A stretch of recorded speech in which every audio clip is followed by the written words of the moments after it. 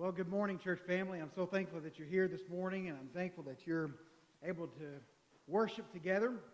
I'm also very thankful for our time last week being able to be thankful, and for our time last Sunday pausing for just a moment to give thanks. But really, I think it's important for us to remember that this is a way of life in our Christian lives. And I hope that you had a wonderful Thanksgiving holiday. I hope you were able to spend it with family and eat wonderful food and just enjoy being in each other's company. It's a wonderful thing for us to pause and to be thankful. So I really appreciate that very much, and I hope that you do as well. This morning, I'm so thankful. I'm finishing up a series of lessons that we've been examining all year long. I'm preaching this morning. I preached last Sunday, but next Sunday, Matthew's kind of kicking off a little bit of our sermons that we use around the holiday season with a sermon called The Perfect Gift from Wise Men. And I'm excited about that. Normally this time of year we have our Polar Express, and this is actually the second year in a row we've not been able to do that, and I've been just a little bit disappointed in that. I'm hoping, I'm praying that nothing gets in the way for next year. Even if I had Polar Express by myself, I'll do that. I'll decorate the entire gym, and I'll sit there and I'll eat candy canes until I get sick to my stomach. So we're having Polar Express next year for sure. All right, so I'm excited about that because even though we're not having Polar Express, over the last several years, we've taken that first Sunday of December and had kind of kicking off these holiday sermons. And next week, that's the case with Matthew preaching the sermon, Perfect Gifts from Wise Men. And then in the middle of the month, I've got two sermons, one of them being Blue Christmas and then White Christmas, two of my most favorite songs during the Christmas time. Blue Christmas, I personally like Elvis's version of Blue Christmas. That's my personal favorite. And then I think Bing Crosby's White Christmas is my favorite. It's the classic one in my mind. I like playing them on my record and hearing it in that old style anyway. But the sermons don't really have a lot to do with the actual songs. It's just good titles for it. Blue Christmas, that sermon will deal with the anxieties around this time of year. There are things that we deal with our families. There's things that we deal with because of loss of family and of loved ones. And this time of year can be very, very full of anxiety. And so we're going to just lean into that and talk a little bit about Blue Christmas. Matter of fact, in the song, Blue Christmas, the lyric says, I'll have a blue Christmas without you. And so the idea is that there are times that we are definitely full of anxiety this time of year. Now, White Christmas deals with the purity and the innocence of Jesus, and it's a perfect thing to celebrate this time of year. And in the last sermon for 2020, Matthew will take and review everything that we've talked about and how we have fixed our eyes on Jesus, the author and perfecter of our faith. And I'm so excited about that because, boy, if there's ever been a year for us to just stop and pause and think and really focus in on what's truly important, this has been that year. And for us to focus on Jesus, it's been a relief for me, I don't know about you, to just kind of reevaluate my life and look and see Jesus more profoundly and more spiritually and more in line with the way that he would want me to look at him. So what a great blessing. Now, throughout the year, Matthew and I have sprinkled this sermon series, Untangle Yourself. I forgot to put that up there. You've got that. We've been focusing in on untangling ourselves and looking at different sins that we need to get rid of in our lives. And that goes right along with our theme, who Jesus is the author and perfecter of our faith. And he says this, therefore, since we have such a great cloud of witnesses, this is Hebrews chapter 12. Chapter 11 deals with all the faith chapter, all the heroes of faith, the people that set the example for us.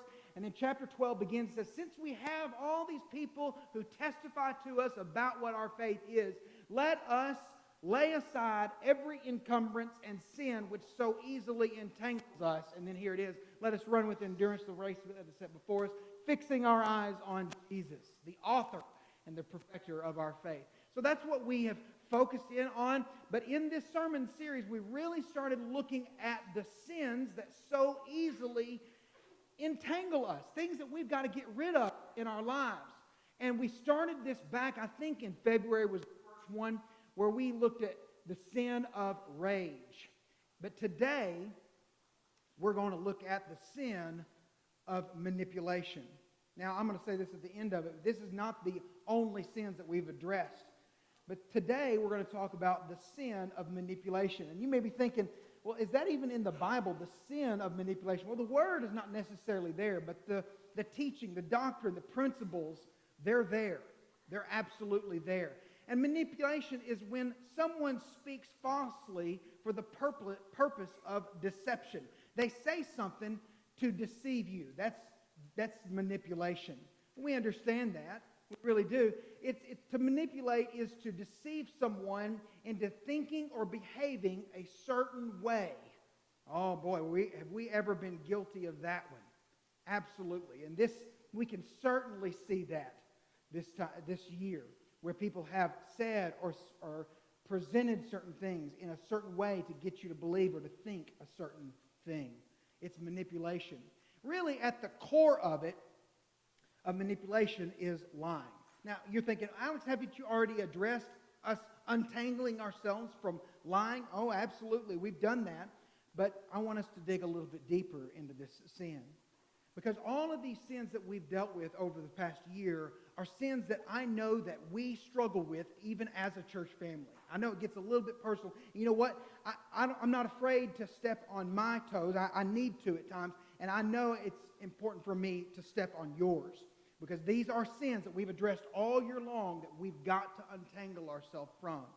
And this sin of manipulation is a sin that our church family has to stop doing. We've got to get away from it. We've been guilty of this. It's at the core of lying. And all of the Bible prohibits against lying and against manipulation. And every bit of it, all those core principles about lying really apply into manipulation. Lying is a dreadful, dreadful sin. In John chapter 8 and verse 44, Jesus says that Satan is the father of lies. He is the father of it. We might even go ahead and say that he is the master of manipulation. Satan is the master of manipulation. You think about it. He manipulated Eve, didn't he, from the very beginning, using these half-truths and appealing to her desire for wisdom. Now think about it. You remember, he presented this opportunity for her to eat of this tree of knowledge of good and evil, and then she would have wisdom and know things that perhaps she didn't even realize. And so he appeals to that. He manipulates the situation, giving just enough truth to get her to do a certain thing. Now let me tell you something. If he did that back in the garden, don't you know that he does that even now?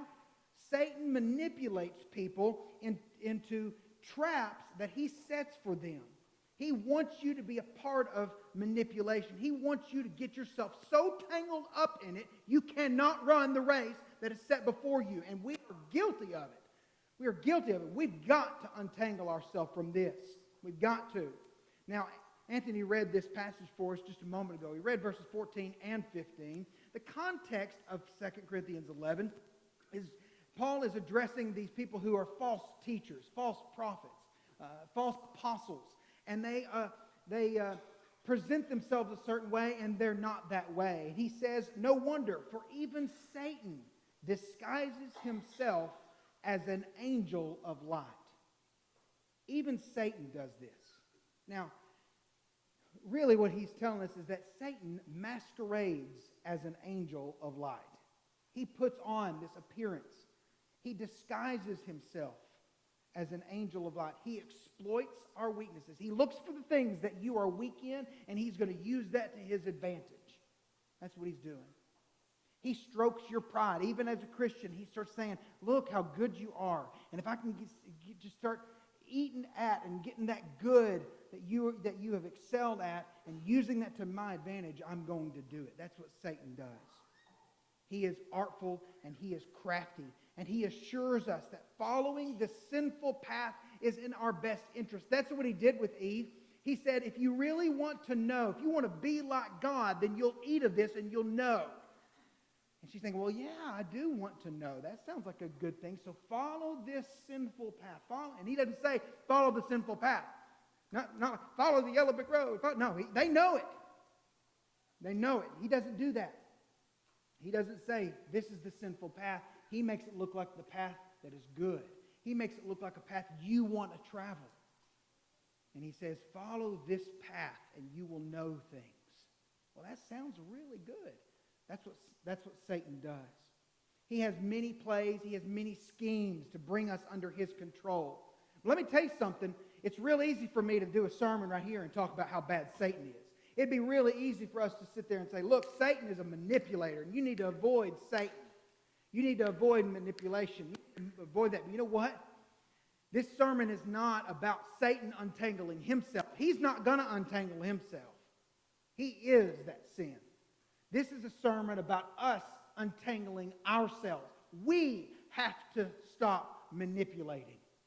We have to do it. As a church family, this sermon is not about Satan. We've got to untangle ourselves because we have all been guilty of taking information and half-truths and presenting them to fit what we want or what we believe. You don't think that's the case? You've been living under a rock. We have seen it, especially in the last, in the last 8-9 months. People taking what they think, what they believe, and just presenting one piece of information to get you to do a certain thing. It happens. And it happens on both sides of the spectrum. And that's manipulation. And there is zero tolerance for that in the church. Zero tolerance for the people of God. We cannot present just one piece. It is imperative that we present all of the truth, and we'll see that as we move through this. Christians, we have got to untangle ourselves from manipulation. It happens to us in all aspects of our lives, from things that happen politically, things that happen in this pandemic. Sometimes we, and even in our own church family, have presented part of the information and not all of it. And when you do that, you are manipulating somebody else. And that is wrong. And it is time for us to untangle ourselves from manipulation. The Bible has a lot to say about this terrible sin. It gives us examples, it gives us principles, it gives us applications, warning us against manipulating others and allowing ourselves to be manipulated. I titled this sermon, The Duped and the Damned. The Duped and the Damned. And yesterday, Rachel was up here at the church building with me. We were walking through the gymnasium to set up the iPad and get some things ready for in the morning for the service at 8 o'clock. And we were walking through the gymnasium, and we were talking about the duped and the damned. It just echoes in there. It sounds a lot scary in the gymnasium when you say the duped and the damned, And I said, do you know what that means? She said, well, I know what duped means, that you're tricked or you've played into it. But the damned, that's a little bit confusing. What does it mean to be damned? Well, if you are damned in this, then you are the manipulator. You are the manipulator. If you've been duped, then you've been manipulated. And we're going to see that we want to untangle ourselves from both aspects of that. You don't want to be the duped, and you don't want to be the damned. You don't want to be the manipulated, and you don't want to be the manipulator. It's so important for us to see that. So today, I want us to untangle ourselves by looking at 2 examples, 2 principles, and 2 applications about manipulation. You ready? Let's talk about the 2 examples, first of all. 2 examples. I love this. I've been studying a little bit in the Judges lately. Joshua, Judges, and Ruth, and I've gotten into Judges. It's a scary book. It really is. All these stories, some of them are grotesque. Some of them are just appalling and terrible. It's an R-rated book is what it is. It's an R-rated book. It's a scary book to read through. But it's an intriguing book, and it's put there for us as a warning. And in the book of Judges, we have one judge, Samson, who serves as a great example to us of someone who was a victim of manipulation. He was a victim of manipulation on two different occurrences in the book of Judges. At his wedding feast, and then by a woman named Delilah. And I want us to look at both of these instances in his life. At his wedding feast, he posed a riddle to the Philistine wedding guests. Okay? He says if they could answer him correctly on this riddle, then he would give them 30 linen garments and 30 sets of clothes. That's Judges chapter 14 and verse 12. Now you have to remember, during wedding feasts, that in our culture we have one day of a wedding. We have a wedding and maybe a reception afterwards. Here, this is going to last for a while. He's got this riddle for them, and if they can answer correctly, he's got a prize for them. And they really want to answer it because this great prize that's there, 30 linen garments and 30 sets of clothes. I'll buy you a new wardrobe, is what he says. I'll get you some new clothes. That's intriguing. Now, my daughter, Rachel, she is a shopper. Let me tell you, she shops and shops and shops. She will send us links on Amazon to things that she wants. Any other teenagers do that? Yeah, okay. So she sends us links to things that she wants. She is a shopper. We go somewhere, well, she is shopping through the clothes. She's looking for things. If I was to tell Rachel, hey, I'll buy you 15 new pieces of garment, 15, just half of that, that would be intriguing. Here, Samson says, if you answer this riddle, 30 new garments, 30 sets of clothes. That's pretty impressive. They want to answer it. They want to know it. But the Philistines, they're stumped. They're stumped, and they resorted to asking Samson's new wife to coax the answer from him. He was a victim of manipulation. So here's the situation. And the riddle was just very simple to him, but they really wanted to figure out exactly what it was. It was about this situation in Samson's life where he killed a certain thing, and this lion, he tears it open, and this honey and this beehive is there, and he eats from it, and it's just a really neat riddle. You have to read a little bit before that to get the full context. But the idea is he presents this riddle to them, and they want to know the answer, but they can't figure it out. So they ask his brand new wife at the wedding feast, coax him, find out this answer to this riddle. Now here's what happens. Chapter 14, verses 16 through 17. It says, Samson's wife wept before him and said, "You only hate me, and you do not love me. You have propounded a riddle to the sons of my people and have not told it to me." And he said to her, "Behold, I have not told it to my father or my mother. So should I tell you?" However, she wept before him 7 days while their feast lasted. And on the seventh day he told her, because she pressed him so hard, and then told the riddle to the sons of her people. Now, notice the words that she used. You hate me. You don't love me. You've not let me in on the secret. That's the paraphrase there.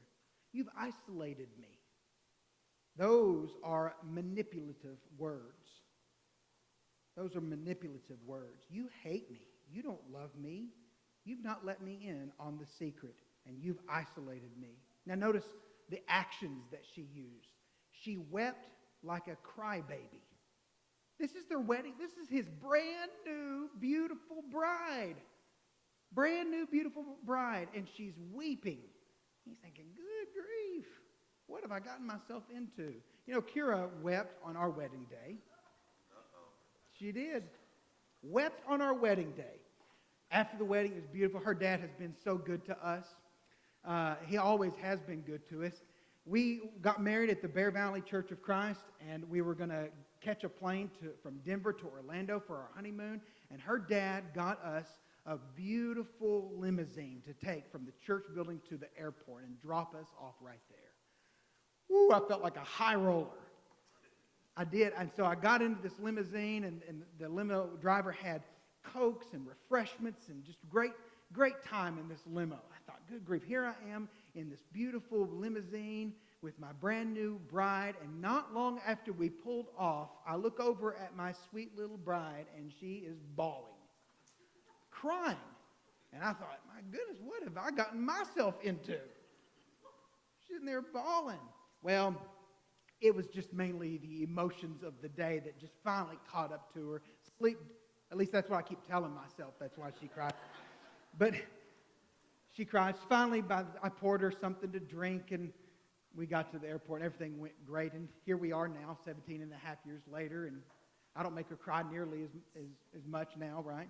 But that was the situation. Brand new wife, and Samson's brand new wife is just crying at him for 7 days. And finally, after she presses him so hard, he gives in.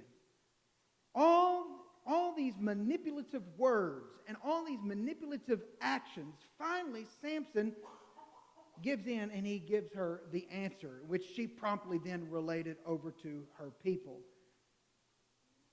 That's one time that Samson was manipulated. And he was a victim of it. No, not the only time. Samson,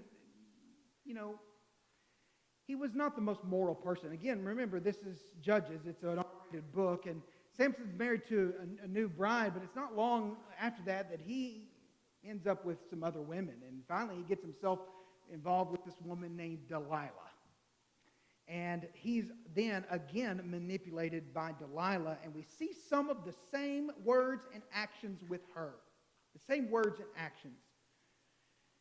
In chapter 16, verse 15 through 17, these people have been wanting to figure out the strength of Samson. He's very strong, extremely strong, godly strong. And he's been able to defeat them, and they want to figure out what is the source of his strength. And so they ask him all kinds of things. How can we figure this out? And they wanted to know where this great strength came from. And so they say to Delilah, who he loves her, they say, entice him and see where his strength lies and how we may overpower him and bind him. 3 different times, Samson gave some sort of an answer, but did not give a true cause to his strength. He says, well, you know what? If I'm bound with fresh cords, don't get the old cords, get fresh cords and bind me, then you'll defeat me. So that's what they do. They take fresh cords when he's asleep, and they bind him, and then Delilah wakes him up and says, the Philistines are coming, the Philistines are coming. And he wakes up and he breaks the fresh cords, and he's able to defeat them. And they say, well, come on, tell us the source of the strength. So he says, well, I tell you what, if you'll take new ropes, and bind me, then you'll be able to defeat me. And so they do. They take new ropes, not the old ropes that have been around for a long time. The new ropes, they bind him, and he's asleep, and they wake him up. Hey, the Philistines are coming, and he breaks the new ropes and is able to defeat them. The 3rd time, they entice him again. Please tell us the source of your strength. And he finally says to her, he says, you know what, if you'll take my hair and you will weave it in 7 locks in a web and then fasten it with a pin, then I will be weak. So fix my hair a certain way, and that kind of leads to a clue of where the source of his strength is. Leads to a little bit of a clue.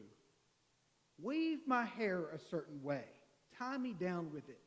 So he does, or so they do, and they bind him, they weave his hair a certain way. The Philistines are coming. The Philistines are able to get through, and none of that worked. Then Delilah manipulates him even further. And she says to him, how can you say, I love you? How can you say, I love you, when your heart is not with me? You have deceived me these 3 times and have not told me where your great strength is. It came about when she pressed him daily with her words and urged him that his soul was annoyed to death. So he told her all that was in his heart. Now notice the words that she uses. How can you say you love me? How can you say, you don't love me? Those are just words. That's what she says. Doesn't that sound manipulative? Doesn't it sound that she is trying to trick him, just to let you're just saying these things. You don't really love me. Your heart is not with me, is what she says. We're not on the same page. You don't act like you love me. If you did, then you would tell me. If you loved me, then you would do this. Sometimes I've heard Christians say that to other Christians. If you truly were this way, then you would do this. Oh boy, that's manipulative. Oh, we've got to untangle ourselves from that. Oh, if you truly loved me, then you would tell me. Notice the actions that she uses. She presses him daily with her words and urges him to get what she wants. I think she's nagging him every single day. Nagging at him and just bothering him. The Bible says that his soul was annoyed to death. That's pretty blunt, isn't it? Annoyed to death. She pestered him and hounded him over and over and over again. Finally, he's like, forget it. I'll tell you. After having been manipulated, he finally gives her the answer, and then she tells her people. And they came and they overpower Samson. And the Bible says that they gouged out his eyes. Ooh, can you imagine? Gouged out his eyes. I picture them taking their thumbs, pushing them. That would hurt. Oh man, this strong man. They overtake him and they power through and they gouge out his eyes. They take him, they put him into prison, and he works as a grinder in this prison.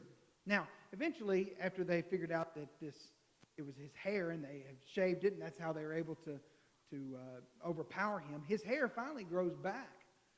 While he's in prison, he gets his strength back. He prays to God, he gets his strength back, and then he's able to get out, and he has great vengeance. And you know the rest of the story. He comes out, he gets everybody together in one place, and he puts his hands on both the pillars, and he pushes it, and the whole thing comes crumbling down upon him and the people.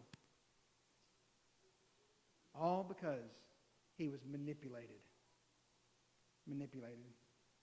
Now, that's Old Testament stuff. Samson was a victim of manipulation. But in the New Testament, we find another great example in Ananias and Sapphira, who are manipulators. They manipulated by selling a piece of property and lying about the price. You have to think now, at the very beginning of the church, there was not a needy person among them. Because those that had land would sell it, and they'd bring the proceeds of the sales to the apostles, and they would lay it at their feet, and they would then take it and distribute it to anybody who had need. That's Acts chapter 4 and verse 34. You have a great example in verse 36 and 37 of the man Barnabas, the encourager. His actual name was Joseph. And he sells a piece of land, and he also lays it at the apostles' feet so they can distribute it to those who have need. But then in chapter 5, you have Ananias and Sapphira.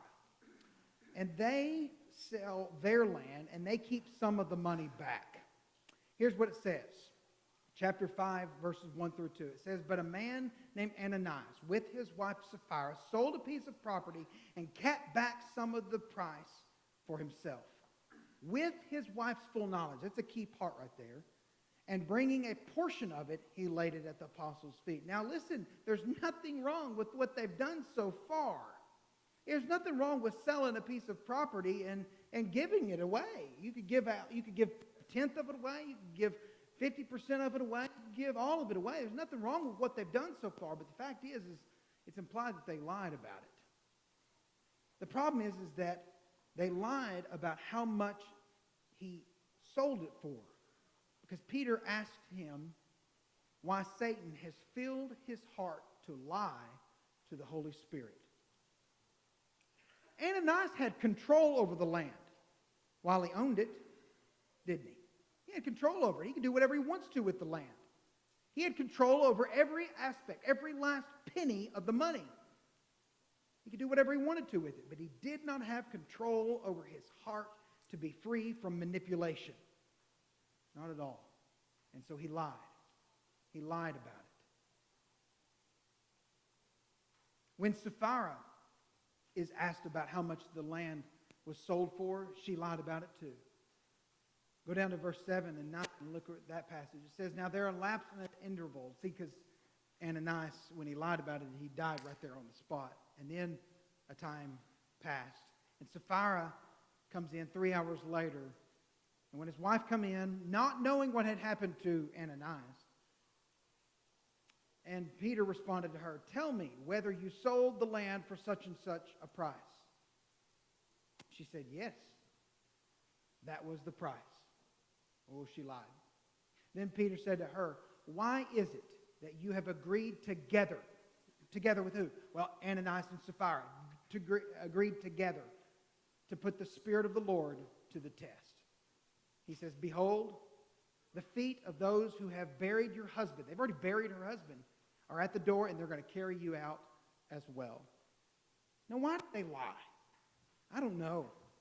I don't know why they lied. The text doesn't tell us why they lied. There's a lot of speculation here. Maybe they wanted to just look as generous as others who sold the land and gave all of the money to the apostles. So they sold the land and they said, hey, we're going to keep some of it. We're going to give all of what we earned to the apostles so that we appear a certain way to everybody else. Maybe that's what it was. Maybe they wanted to appear just as generous as everyone else. Maybe they did not want to appear that they had financial obligations that they needed to attend to. Maybe they didn't want to let on that they had debt, and so they said, you know what, we'll sell this land and we'll take half of it and pay off our debts and give half of it to the apostles so they can give to everybody else. Now, there's nothing wrong with that. Nothing wrong with that. That's a good thing to do. Pay off your debts. The problem is that they lied about that. They wanted to appear as though they were maybe had no financial obligations, and they gave all of that so that they appear that they're just as generous as everybody else. I don't know. Like I said, the text doesn't tell us why they lied. But I believe that they wanted to manipulate the way that others viewed them. They wanted people to see them as something that they were not. And that's a problem. That's a problem.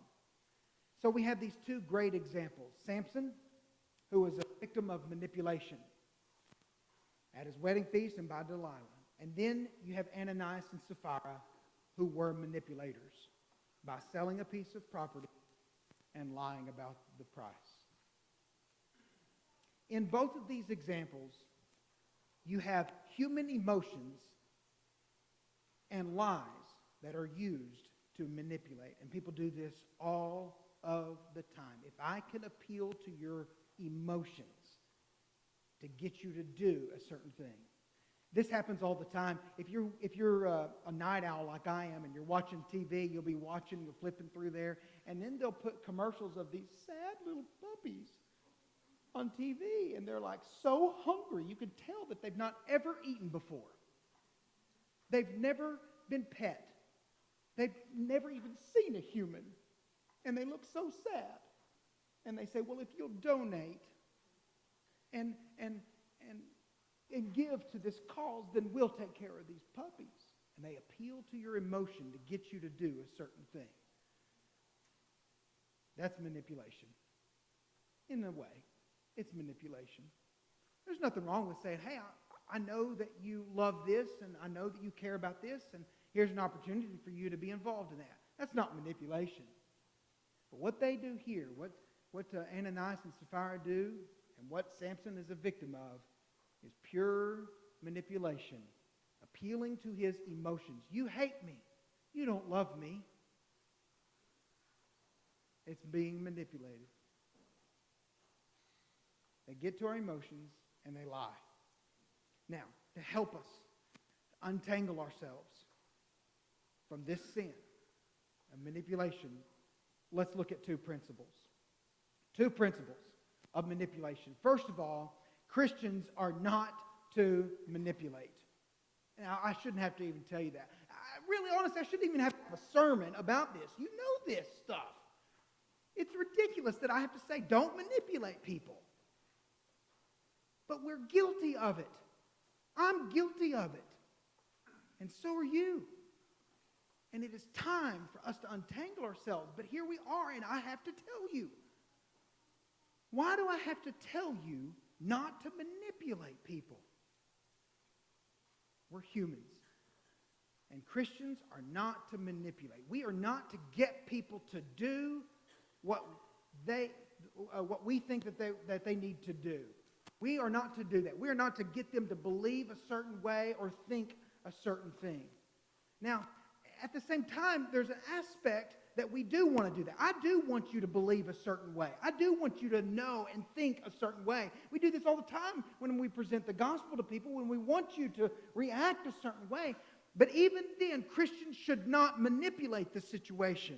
When we study with people about the gospel, we've got to make sure that we're not just presenting part of it to get them to react a certain way. We have to present the entirety of the gospel, the entirety of the truth, so that when people find out exactly what knowledge they need to know and the emotions involved, they can make a decision on their own accord, and we have had nothing to do with that decision process except presenting the gospel. And they respond to it appropriately. That's not manipulation. We don't want to manipulate that.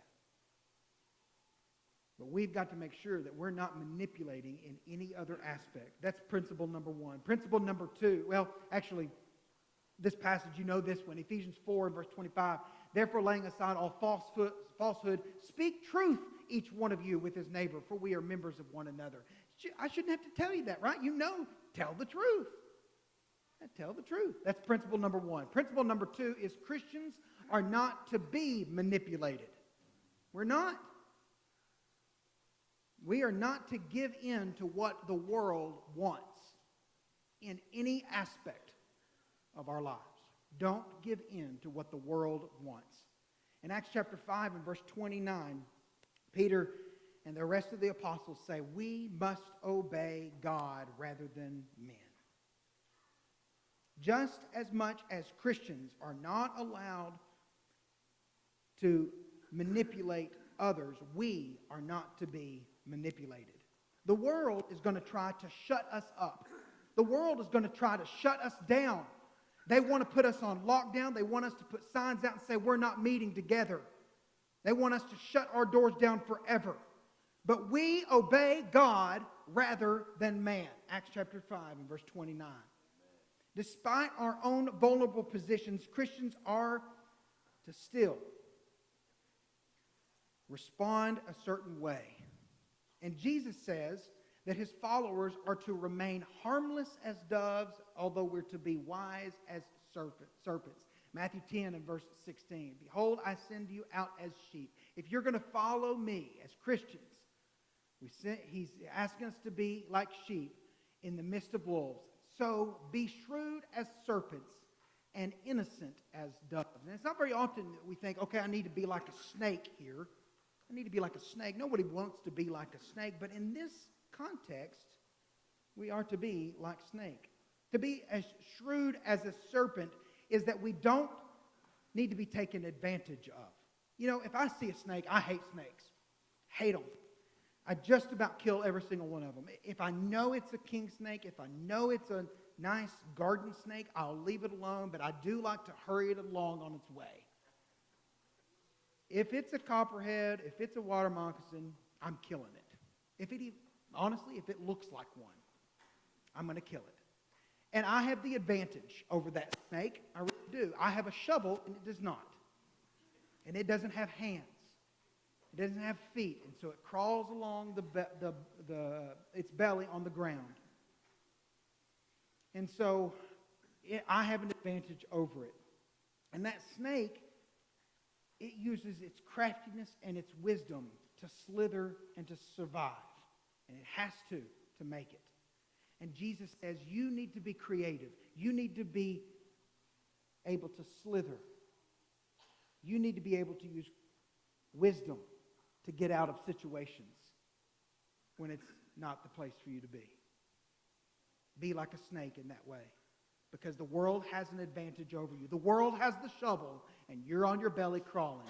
You need to use wisdom and creativity to get away. Be shrewd as serpents. And we understand the innocent as doves, don't we? We really get that one pretty well. We don't need to manipulate others. We need to remain harmless like a dove would. Don't fall into the reaction of retaliation. Don't get people back.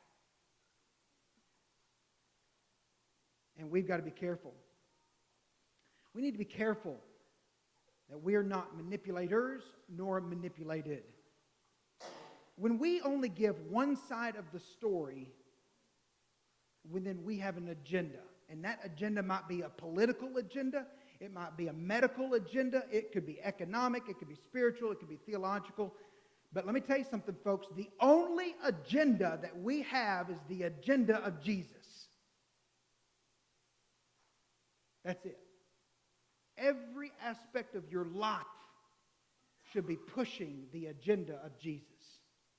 Every aspect. No matter what you're doing. When you go to school, when you go to work, you're doing everything to push the agenda of Jesus. Not any other kind of agenda at all. Nothing. You've got to make sure to push the agenda of Jesus. So important for us to do this.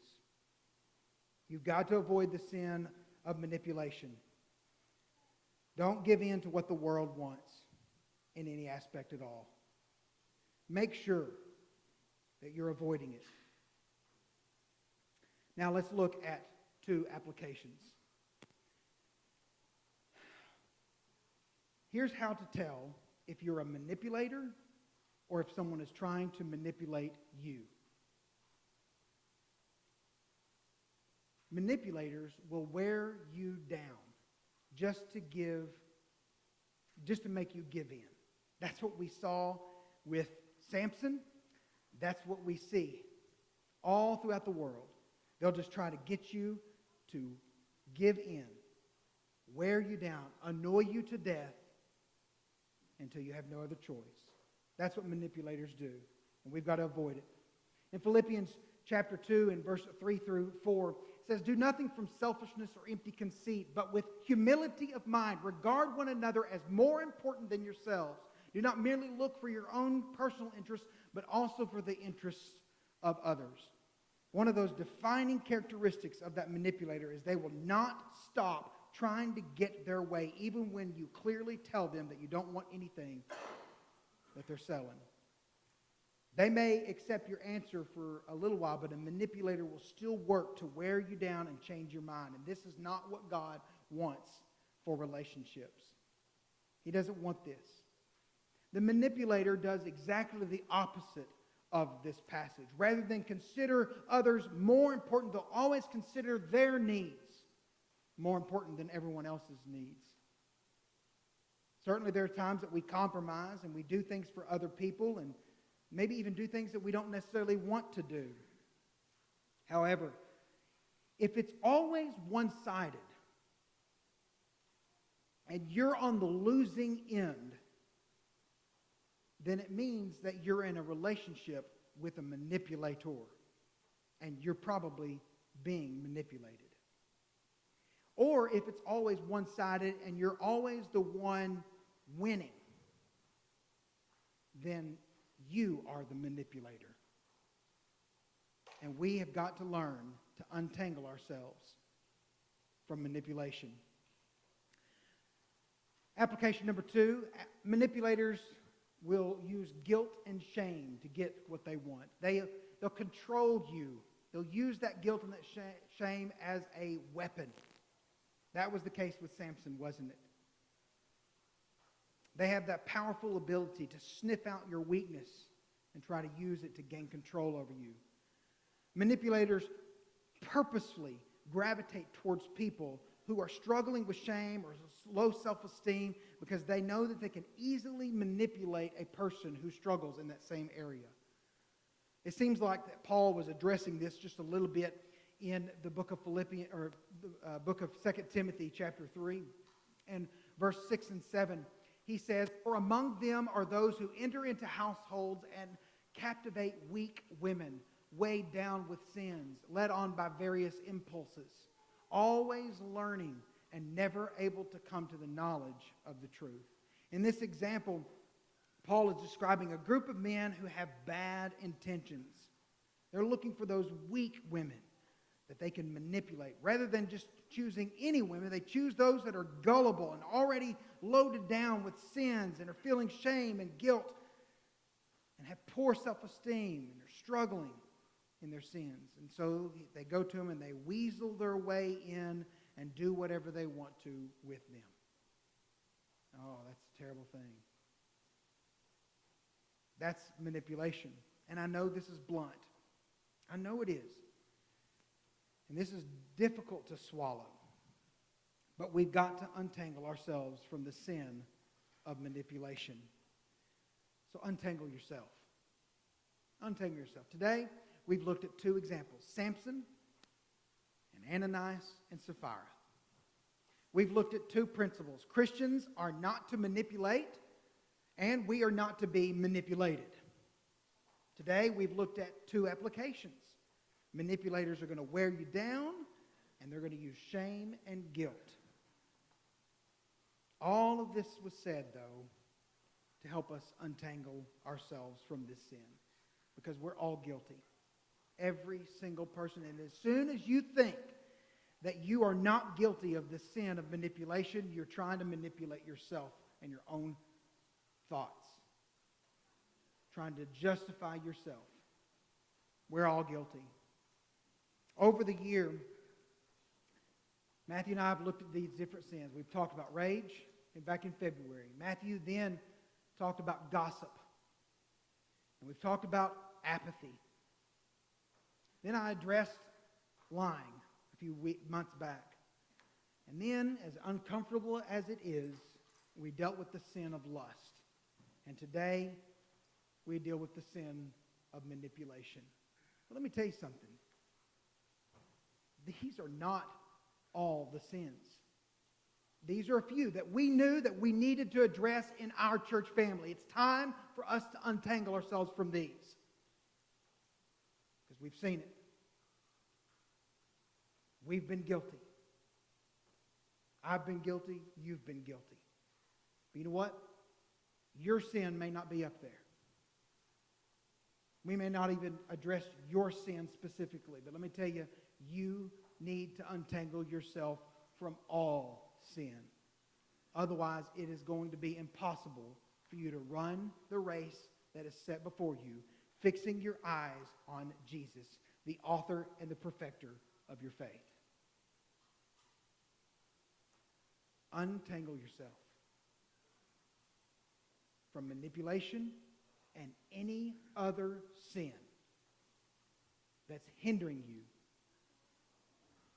from living the faithful life, Christian faithful life, fixing your eyes on Jesus. In just a moment, we'll sing this invitation song, and we all may feel guilty. And you may want to crawl out of here, not say a word, but let me just encourage you. Examine your life and see what sin you need to untangle yourself from. And if you need to repent openly and publicly, then do it. And don't wait. Untangle yourself this morning.